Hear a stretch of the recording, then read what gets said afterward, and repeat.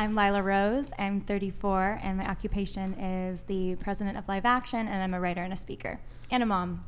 Okay. What is Live Action, by the way? We're a human rights organization defending children in the womb, mothers, fathers, and families. So based. What's been healing? My slut phase. What have you healed? So for me, I've been raised in the indoctrination that my job as a woman is to please my male partner, my husband. And as a woman, I was not given pleasure because it didn't have to be reciprocal. Getting divorced and discovering my sexuality, I learned my pleasure is just as important of a right. And so now I get to have that with different people, find out what I like, what I don't like, have different experiences to find out what turns me on, what turns me off. And that's healing, to know yourself and to learn yourself and to feel good with your pleasure and not limit it because of what someone else thinks you should do with it. Nick, was that presented as Christianity to you, that the man just gets the pleasure and the woman doesn't get any pleasure? Was that I think it was more. It was more caught than taught. I think they would say it's equal, but in practice, it was my job as a woman to support the man and whatever he wants. And so you just learn this messaging of, well, what I want isn't as important. Though if I confronted them, they say, no, you're just as important, but not in practice. But you didn't experience that in your marriage, it sounds like. Not the way I think it should have been. Correct. I'm sorry to hear that. Yeah, because me too. I think an authentically Christian marriage, the man gives his life for the woman, and absolutely equal sexual pleasure is very important. So I'm sorry that you didn't experience that in your marriage. Yeah. I might have multiple family. Oh. You never know. I might like family more than you. So much I have 5. Do you think that's a good thing, to have multiple families? I think it's good if there's one dad and there's not a bunch of step parents involved, and the dad can be the hero, and those 5 families live a 10x better life than they would have otherwise. Yes, ma'am, I do.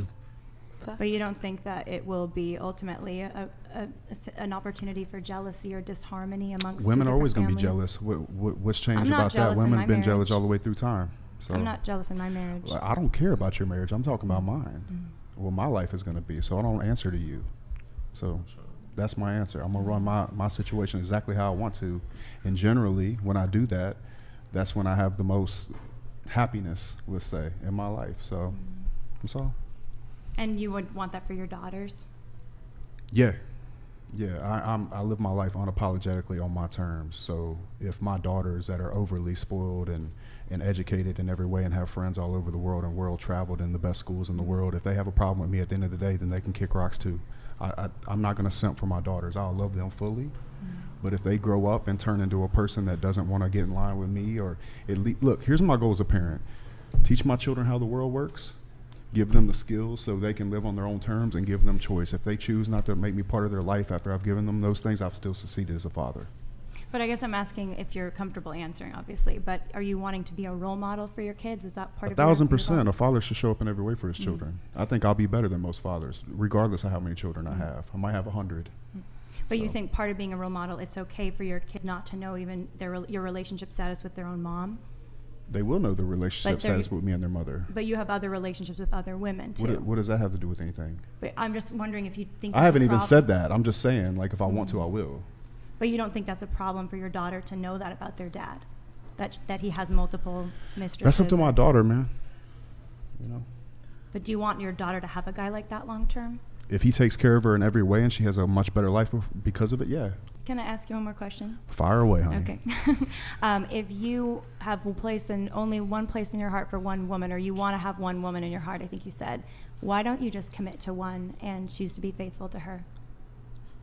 I'm just not wired that way. I spent my whole 20s trying to fix myself. I thought something was wrong with me. You're a man of self-control. You work out, you do business. Yeah. You can possess your own power and direct it the way you want to direct it. It's just not how I am. It's not how I am. You think that might be a limited mindset? I think it's none of your business, but I don't want you to think I'm triggered by you. I'm not. Okay. I saw somebody say that, and I think that's interesting. I think you're annoying, but I'm not triggered. You know what I'm saying? No, you are. You're annoying in like this goody two-shoes type way, and that's fine.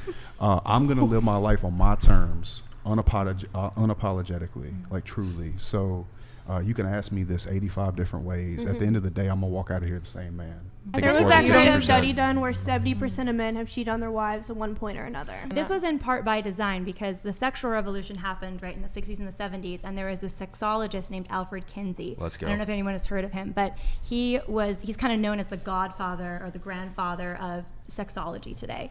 And so his ideology has really influenced a lot of sex ed today and a lot of behavior today.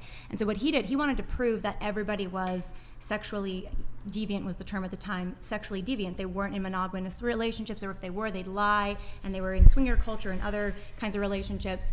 And he wanted to mainstream this idea because he wanted to break down the natural family, single mother, single father, together, married together, and with children. And so what he ended up doing is he created social data, research data, and he would actually survey prison populations for their sexual experiences, and he would use that and claim that this was representative of the entire population.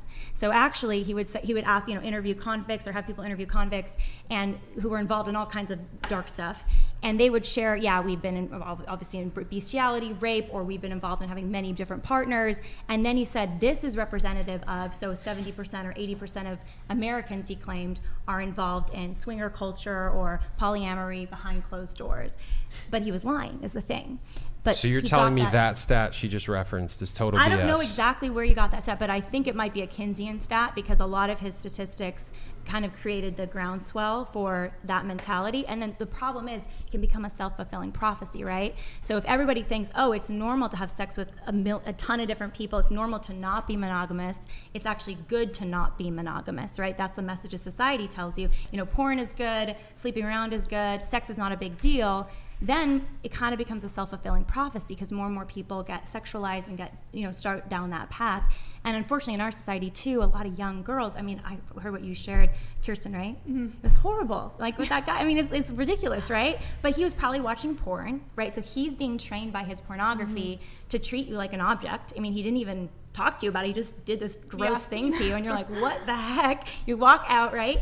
But he was trained by porn to do that. That's not normal. Like a little boy doesn't grow up and become that naturally as a man. He's trained to think and become deviant. Like, do what you want. Like, that's the thing. Like, no one's being harmed here. No one's being coerced. No one's being manipulated. It's like, I desire this. Do you desire this? Yes. Great. We're all on the same page. Here's a question. Do you think all desires should be acted on? All sexual desires? Nope. And so that's a common accusation. That's like, then you're gonna, like, bestiality is always thrown in there, which is so ridiculous. I think you said something really interesting, Nick. You were talking about like sexual desires and the desire to act out on our different sexual desires. And I think there's this mentality in our culture today that if someone has a sexual desire, then that is their identity. That can become their identity. If they have enough of a sexual desire in one direction, that's their identity. And so. But I don't think that's true. I don't think we're defined by our desires. I think we're defined by what we choose. I love pegging, and I do not identify as a pegger. It's like, I love threesomes, and I don't identify as a threesome. It's like, I'm Nicole Mitchell, a woman who's alive and in tune with what she wants and lets herself have it with consenting adults, and there's nothing wrong with that. I disagree. I have all kinds of experiences, but it doesn't mean I have to identify as each of those things. I love Oreos. I'm not an Oreo. This is something I'm super passionate about because I think there's been a version of maybe fundamentalist Christianity that people have experienced that they felt really hurt by, and so they've kind of lashed out against it and rejected it. And I see this a lot, actually. But the reality is when, I was raised Protestant, went through this kind of semi-agnostic phase, kind of like you went through, and then I ended up Catholic after doing a ton of study and a ton of research and just being convinced by the beauty of it. And it was learning about how men and women are equal dignity, they're equal partners, learning about sex, what God's design is, which is a beautiful one, that it is about pleasure. It absolutely is about pleasure. And pleasure, it's not dirty or shameful, but it's also about procreation and the ability to bring life into the world. And it's designed to be within marriage, where you're in a lifelong public commitment to someone that you're going to give yourself 110% to. And that's how you build a beautiful family of love and respect, and your children are secure in your love that you have with your spouse. And so, I don't know all of your experiences, obviously, and everyone has had different experiences, but the reality is the social data proves that monogamous, lifelong marriages make people happiest, they have the most sex and the best sex, and kids are healthier that way. And so that's why I know you're excited about that vision, Chase, and that's why we want to share that vision, not just because of some fundamentalist thing, but because it actually makes people happier and healthier in the long run. Yep. I have a question. Let 'em roll. Do you think marriage should be public? What do you mean? Do you think that when you commit your life to someone and you're going to build a family with them, do you think that should be done in community, so public? I think that's up to the people that do it. I don't think there's a right way to do it at all.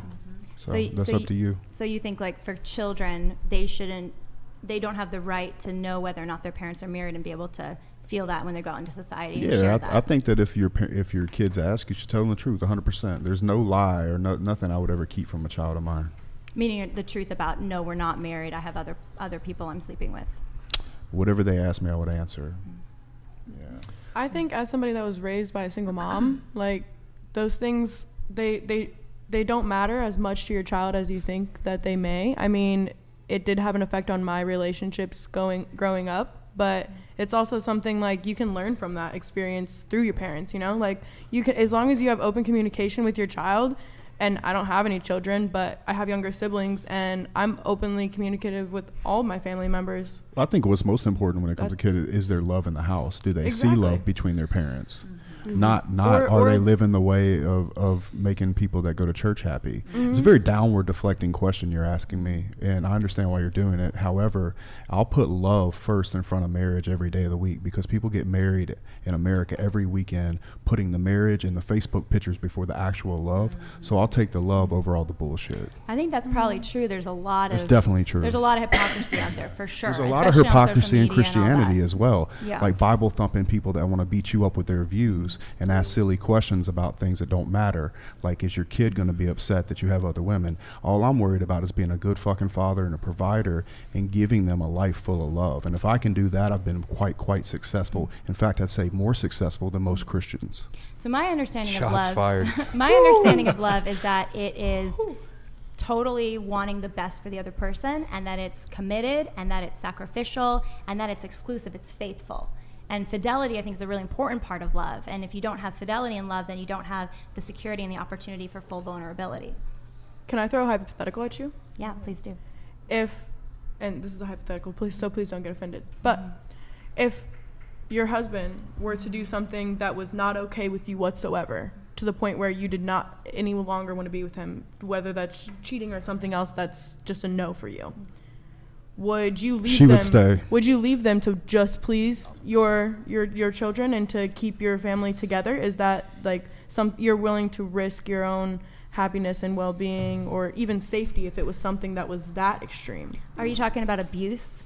I'm using a hypothetical. Okay. Whatever it is that would be like a straight, like, I need to leave this person. Would you stay with them just for the convenience and also the toxicity that it could bring into your household, inflicting your children, you know? So my position is, and it's the position of the Catholic Church as well, which is that if you're in a situation in a marriage that's abusive, right, it's causing harm to you or your children, then you definitely should create separation. You should leave. You can actually get a legal divorce if you need to separate your assets. But the position of the church and my belief is that marriage is forever, until death do us part. Until death do us part. So you can marry someone and they become a screwball. You know, they totally mess up. They do bad things, and you should separate yourself from them for your protection or your kids' protection. But you then don't go on and just remarry and try to live another life. Now, there's something in the case if you were lied to. So there's something called annulment, which some people say, oh, that's Catholic divorce. It's actually not. Annulment is when it's as if the marriage never happened, because people were lying typically when they go into the marriage. So like typically abusers don't just start abusing after marriage, they're abusing before marriage too, or they're lying. So if they're lying to you in a serious way and you go into a marriage, you weren't able to freely choose that marriage. And so afterwards you can request an annulment from the church and be like, hey, I don't think I was even married because I didn't freely choose this. I didn't know this guy was a liar and, you know, addicted to pornography and abuse and all these things. And so in that case you could nullify the marriage and then be free to actually get married. I want to say something just to be completely fair to you. I think what you have in your marriage is absolutely beautiful. No problem with it at all. I think that if you two are happy and like living together in the Lord, and like you see a future that goes past this life to heaven, I think that's a beautiful, beautiful thing. No issue at all. Well, and you should be commended for doing it, you know, properly. Well, but not properly in regards to your religion. I don't mean to cut you off, but properly in regards to like what you are setting out to do with him. I think that's a beautiful thing. Well, we're definitely imperfect people figuring it out, right? And that's what part of marriage is becoming better together, you know, in that total commitment to each other.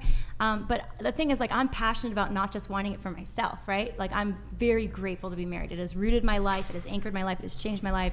But I don't want to just keep that to myself and be like, oh, this is just my personal thing over here. I want other people to have the opportunity for that too. What do you think it takes for women to get in a position to find a husband that will commit to them fully and give their life to them? What do you think that takes? Well, I think the first step is working on yourself and your own development as a woman, becoming the best that you can be, and then having good standards for the man that you're going to be with. Like, to be perfectly honest with you, I would not ever date a guy who I thought would be unfaithful to me. Not even date him. Never. If I found out my person I was dating is sleeping with other women or sleeping with anyone, honestly, because we didn't have sex before marriage, I'd be like, no, I'm not interested in that. But I asked you what you think a woman needs to do.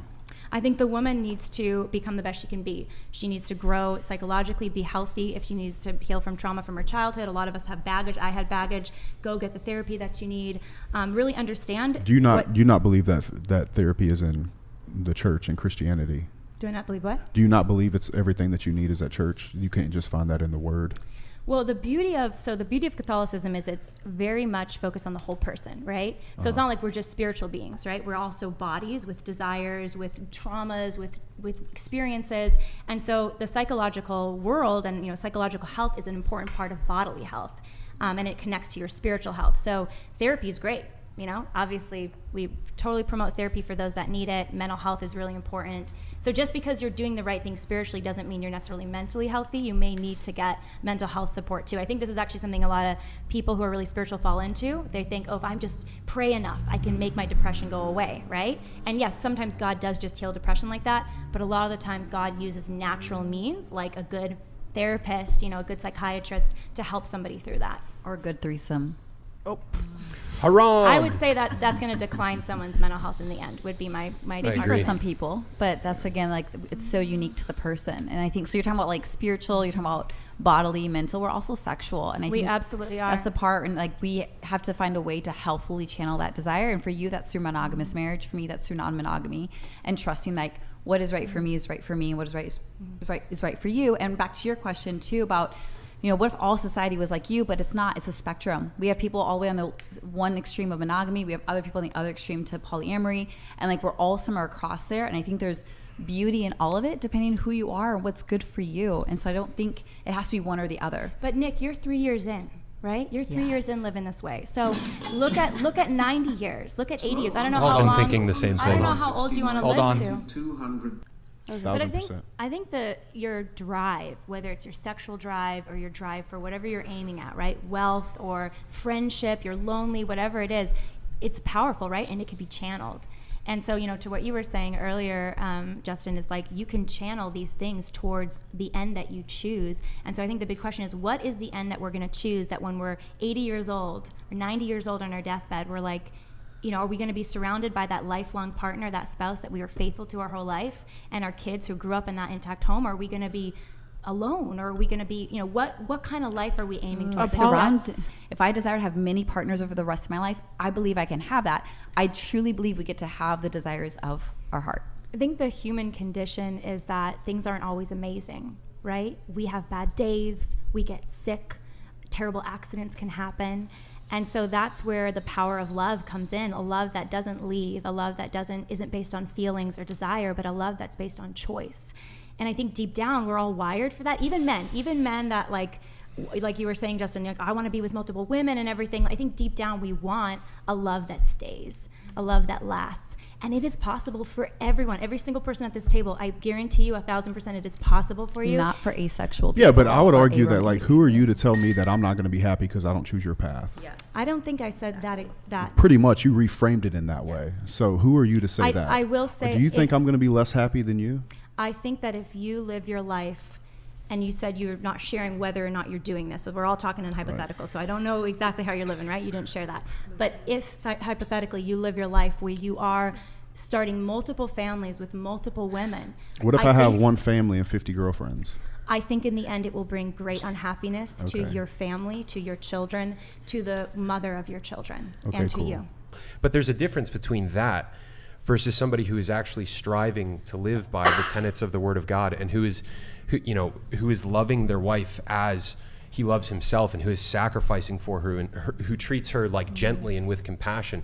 And if the wife is doing the same to her husband, and she's, you know, submitting to her husband, and she's loving him effectively, and she follows his leadership, and he is a good leader, you're going to have totally different marital outcomes with couples like that, right? Well, and it's really interesting because when they do studies about sexual satisfaction for women, they find that women who are married in monogamous, faithful marriages, and they are going to church regularly, like weekly, share that they have the highest sexual satisfaction. And I think super that's low made divorce up. rates. That is so super made low up. divorce And rates. super low There's so divorce much rates. data out there that women get more orgasms and more pleasure from women than they do to men.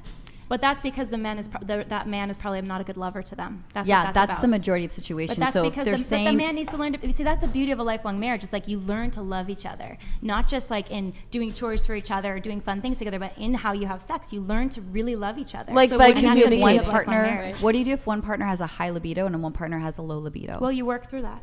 You so work through one that has to together. starve sexually, and one No, you feels guilty you for actually not. sacrifice. Are you There's speaking sacrifice to, involved. like, was that the case in your marriage? No, but I just know examples where men like either gender. One gender's like, I have no drive, so I can't. Well, if a guy, and there- I'll answer that. If a guy has no drive and the woman has a high drive, he should go get his testosterone levels checked, right? Because a guy I was who's just gonna say it's a probably guy a who's health healthy, condition a guy happening who's right there. healthy, he's gonna want sex, you know. But if he has no or he's sexual super drive, stressed out, Or- or he's not eating well, he's not or sleeping. even Yeah. vice versa. Like if the woman isn't having the same sex drive, like that's, I don't know. I mean, I think what it comes down then is there something wrong with the woman? I think she what it might comes not down be to as emotionally into the Into- yeah. relationship if she's not Yeah. doesn't have that high sex drive, because when with my ex, he had a really high sex drive and I don't. I really don't care for sex, but with him, I was down to do whatever Because he you wanted loved him. every single day. Yeah. Yeah, however many times. And that's the design of monogamous love and marriage, is that you learn to love each other. And this idea of like sexual incompatibility, I think, is a total myth. I think it's a lie, and people believe it, and so they have sex before marriage. But people who have sex before marriage and sleep together or cohabitate actually have worse outcomes once married. They're more likely to divorce.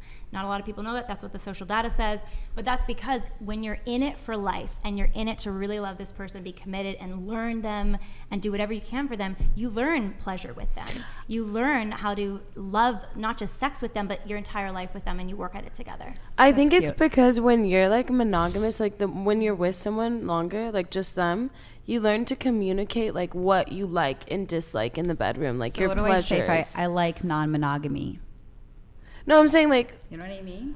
no, but like I'm saying like like group? when you're with. It's like, I love you and I want group sex. Well, I think if Let's you talk want that to, through. if you want to cheat on somebody and you're married to them, I think you make the decision not to. Yeah, and that's where I have different beliefs from religion, which is about sacrifice. I believe in honoring desires, and like again, do not too. saying I think go our- out on a whim and just do whatever, but I think that actually is true love. Can you love me in my fullness? And in my fullness, I'm non-monogamous. In my fullness, I want to have sex with other people. In my fullness, I'm very sexual. If that's too much for you, I can't be with you, and I bless and release you. See, I think you're making an identity out of your desires, but your identity think is you are not just how too. what you desire. You're making your identity out of your desires. Just because mine are sexual, you're making that about me, but you make an identity out of your desires for monogamy, for marriage, for So- procreation. That's your identity. I see We what all you're- make our identities around our desires. It's not just for I sexually awake think people. there's a lot of truth to what you're saying. The question is, what desire? Will you be defined by your sexual impulse and urge, or will you be defined by something much bigger, a or are you transcendental controlled, like love? or is your identity based on controlling your desire?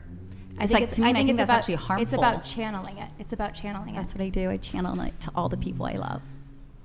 Just STI rates have just spiked more and more, that people think hookup culture is okay, and having sex before marriage or having sex with multiple people is okay. So I don't know, it's really sad actually, because we could solve that with deciding not to just have sex with multiple people. But I mean, he just that- there said a is woman had solution sex to it. one time and she got STI. So there's no 100% But she had- full proof that you cannot get an STI. It's and again, possible. Yeah, but come But on, you can come lower- on. you can lower you the can get it possibility. having sex. when I finally got clear on who do I want to be as a person, as a woman, as a partner, as a mother, my happiness went through the roof. I think if everybody lived in a way where they were honoring the fullness of who they are, we would have a disease-ridden society. Well, but I think that, the fullness amazing. of who we are changes depending on our feelings, our experiences, and even our traumas. And so I think that can be very misleading. Like, what does it mean? You mentioned soulful desire versus like a surface desire. And I think that how do you discern between the two? And the reality is our hearts can mislead us. My You know, heart Yes, we they can be can. misled. And it's Yes, they the way you can. discern And is that's like why moral each realities person. matter. No, Because I think each if we person just has to make up all of discern our for themselves. If we just make up all of our morality all the time, we're inevitably going to hurt other people. What and if we're gonna I hurt make my ourselves. non-monogamy the societal rule? You have to You be have a chaotic non-monogamous. and broken society. And a lot of miserable Civilization children. would collapse. I love it. That's how we feel about monogamy. When you try to force your values on someone else, people will cheat, people No, will lie, people let feel me just trapped. Be clear. I don't think Chase would want to force anybody to get married. Absolutely No, not. absolutely 100%. Marriage should be freely chosen. So no one should be forced to be monogamous in that sense. But I do think we have a responsibility, and that involves the choices we make with whether or not we have sex. And that's a choice that we make. We're not doomed to have sex or not. We can choose, no, I'm not going to have sex because I know that there's consequences that can result from that. Like really good consequences, like Or like really- STIs or really bad or consequences. pregnancy that you're not expecting. orgasms. Exactly. Like there's so much good. We only focus on the bad because we're so Pregnancies afraid that of you're not pleasure. expecting, fatherless I mean, homes, birth broken control, families. vasectomy. There are Come on, there's 2,500 all babies kinds of killed things. every day in this country because they were unwanted, because people had sex that weren't ready to be parents with people they didn't want to actually be with. People have the rest used of their lives. contraception and it's failed. It's not because they That's weren't. the point. So they have to have Exactly. options. To, if they don't want the baby, they do everything in their power to not have to have it. If that's their choice. So why should children have to die because adults just want to live They're out just sexual cells desires? before they're born as a baby. You're just cells right now. Okay. Cool. What, But you have a right to live, and the child has a right to live in the womb. Sure. do you guys want to continue that discussion? No, it's old. It's done. No, Well, I'm happy to. not interested. If people choose to have consensual sex, nobody's forcing the birth of that child. They made the choice to have consensual sex, and Sex and procreation are then the two birth different happens. things. What'd you say? Sex and procreation are two different things. Right, but when somebody That's has not right, sex, actually. when Sex somebody can bring life into the world. exactly when somebody has sex, they are risking procreation. So the two are obviously intertwined. By the way, I think the whole framing is so sad. Like, I know you're saying that, Chase, because it's like that's the way people think today is, oh, I'm going to have sex and risk procreation. When creating a new human life is so amazing. Not and if you don't have beautiful. resources, not if you don't have beautiful, money, but not if you Lila, don't the have thing support. is people don't think about the fact that they're risking procreation. I know. Which Well, is why we're in the situation we're in. That's true, but also, what if people chose not to have sex until they were in a relationship publicly with someone they were committed to for life and prepared to have children that might come from that We'd have sex? a lot less Our murdered society babies, would that's be I wouldn't have a amazing. It would job. be much. I would not much have a to- job. I would not have a job. You're a talented woman. You would find another job for Oh, sure. I have many different forms of revenue, but I would not have my favorite one. Yes. I think you're better than the job that your favorite job. I mean, I don't think that there's a sense of, oh, I'm better or worse if I do or don't do what I'm comfortable doing with my own body. Yes. I just think you deserve Amen. more than men. I looking think at you that on the I internet. deserve the world, and I'm willing to do whatever it takes to get it. I think We'll telling closer to- women that it was empowering to sell their bodies online for $10 a month is one of the most hilarious scams Okay, of all that's, time. It's that's ridiculous. totally There's the, no it's good role back to models the, for women It's back nowadays. to the Alfred Kinsey guy, and Hugh Hefner said that he wanted to be the pamphleteer of the sexual revolution. Like, he wanted to be the one to trick women into being Playboy bunnies and think they're empowered by being Playboy bunnies, when really he had the last laugh. Yeah. And I think that, we as women deserve better, and I think deep down men want to be better. Perhaps the women at this table haven't been hurt by a man cheating on them, or a boyfriend or something cheating on them and looking at porn or cheating with another person, but I know people that have been hurt, and probably we know people who have been hurt. I have been. one You have been. Yeah, Okay. exactly. So And that's the so point. what's the golden rule, right? Do unto others how you'd want them to do to you, right? And so I think that's really, you mentioned a crisis of masculinity. I think there's a crisis of femininity too, because we set the standard as women, right? Like, that's part of our role in society, of saying, like, we're gonna have boundaries, we're gonna have standards for the men, and that they need to rise to the occasion for us. Free fall. So I dated all through my 20s, and I have a lot of friends who, different experiences, but the bottom line, I think, would be this, is that have boundaries about the kind, and standards about the kind of guy that you'll even date. And obviously when you're first getting to know them, you don't know, but once they start coming on to you sexually, pushing your boundaries, just say, okay, I'm done, and move on to the next. Maybe open yourself up to another opportunity for somebody that is more noble, that respects you more, respects themselves more, because that's what you're worth. That's what your dignity is. You have dignity, and you deserve a guy who's going to fight for you and is going to have high virtue, and you're going to continue to grow your own virtue. So that's Amen. what I would say. Don't waste you too can much add time that. with those losers. Amen. In the same, on the opposite side of the spectrum, as a single girl that does OF, guys completely discredit me the second they find out what I do, and I Based. I know I'm not saying, I'm not in the point in my life where I'm like, oh yeah, I need a boyfriend. I'm just saying, like, it can be just as difficult on the other opposite side of the spectrum. So don't put yourself down or compare yourself, because if you compare yourself to other people, then it takes the gratification out of your own success, your own happiness. It's not worth But it. Love Al, that. you're very smart, I can tell. And do you want to be a role model for other people ultimately? Is that something that you'd like to be? Of course, and I believe that I can do both, and it not be a degrading, like, me not, I'm not degrading myself by I'm gonna get, women are gonna Putting be your sexual. body naked on the give me internet. that Do you rapper. think that- do you Give me the think that- rapper. Do you Give me the think rap- that here, you give it to we me. should have young girls Give it. looking up to? No, Like, do you think the you're dream making of too a much young noise. Give it. Do you think that the dream of a young Give girl me the should rapper. be? Yep. Give me the Hey gun. Brian, let me ask the Give me question, gun. okay? Do you Yeah, think but she's, that? bro, Alright. she's like making noise with All this right, we're rapper. done. Elle, do you think that the dream of a young girl should be to be an OnlyFans? I think that a young woman should have a choice to do what she wants with her body, and that it shouldn't be frowned upon to do whatever means necessary to be independent. And that's my opinion, and you don't have to agree with it, and you don't have to agree with the way that I make my money, and you reserve that right for yourself, and I respect that opinion. I do. I think it's powerful that you're allowed to have that opinion, but I don't think that I need to agree to it or co-sign it. But I think we all just had this conversation. Chase was talking about it, asking questions. I think we were kind of all mostly agreeing, maybe not every single person, but most of us were agreeing that, you know, porn has really hurt society at large. And we wouldn't want to be in a relationship with a man who looked at porn. A lot of men on OnlyFans are married men who are looking at the porn, and their wife is, you know, they're being cheated on basically. So, I mean, that role model that you want to be. All right, Then it's men's ladies, job to ladies. step up and take the market away.